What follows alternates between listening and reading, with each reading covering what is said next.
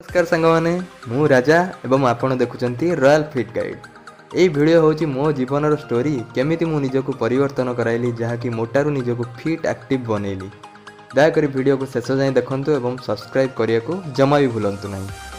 2018 जाए मो जीवन शैली पूरा अलगा थिला। दूररू भी मोर फिटनेस सह किछि भी संपर्क नथिला।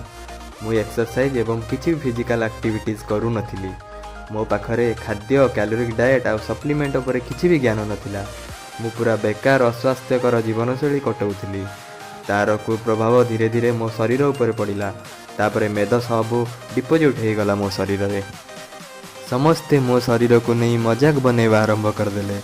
मु पूरा असहाय आउ दिगहरा हो जाइथिली। मते किछि बुद्धि बाट दिसु नथिला कौन करिवि कौन नहीं। किंतु आपण माने जानिछंती कि जहाँ पर आज दुनिया हसे काली सेई माने नुआ इतिहास तैयारी करिसंती। जीवनर सबुठु कठिन समस्या होची निजको चिन्हि पारिबा। जेबे आपण निजको चिन्हि पारिबे सेबे दुनिया जितिबारे आपनको केही रोकी पारिबे नाही। तापरे दिने निष्पत्ति नेली मु किछि गोटे करिवि, निजको परिवर्तन करिवि, निजको अपग्रेड करेवि, निजको स्ट्रांग करेवि। तापरे निज भितरे परिवर्तनर स्वर उत्तोलन कली।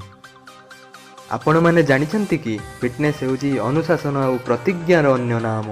जेतेबेले आपण माने निजको परिवर्तन करिबा पई दृढ़ प्रतिज्ञा नेबे जहाँकि आपण निज भितर निजर बेस्ट को देखि परिबे, सेतेबेले आपण माननकु केही भी अटकाई परिबेनी लक्ष्य स्थल रे पहुँचीबा पई। प्रथमे मु घरे एक्सरसाइज करिबा आरंभ करदेली। मो पाखरे किछि भी सरंजाम नथिला जेमिति कि डम्बेल आ बारबेल। किंतु मोर प्रतिज्ञा एते दृढ़ थिला जे ता आगे मोर सबू एक्सक्यूज हार मानिगला। तापरे मु निष्पत्ति नेली निज सह प्रतियोगिता करिबा पई। मो पाखरे स्ट्रेंथ और स्टामिना पूरा जीरो ही थिला। प्रथमे तो मु गोटे भी पुशअप आ पुलअप मारी पार नथिली। मोर बल टिके भी नथिला। आपण माने जानिछंती कि बारंबार असफल हेले भांगी पड़िबा उचित नुहे।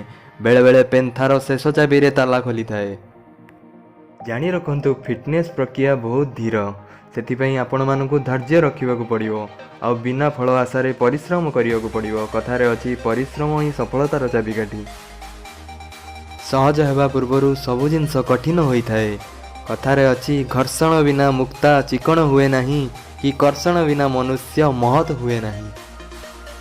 मु फिटनेस रे निजको समर्पण करि देइथिली। निज भितरे निजर एक स्वप्नर परिछवि आंकी देइथिली। भूली जाइथिली कष्ट जंत्रणा को कारण कंटारे मु घर करि सारिथिली। तापरे धीरे धीरे शरीर रे मेद हास होबा सह मसल भी लाभ कली। धीरे धीरे वेट ट्रेनिंग को बढ़ेली।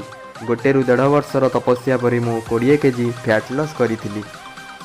दुनिया रे किछि भी असंभव नुहे। प्रतिज्ञाबद्ध होई अनुशासनर सहित बिना फल आशारे कार्य कले निश्चय कृतकार्य हब।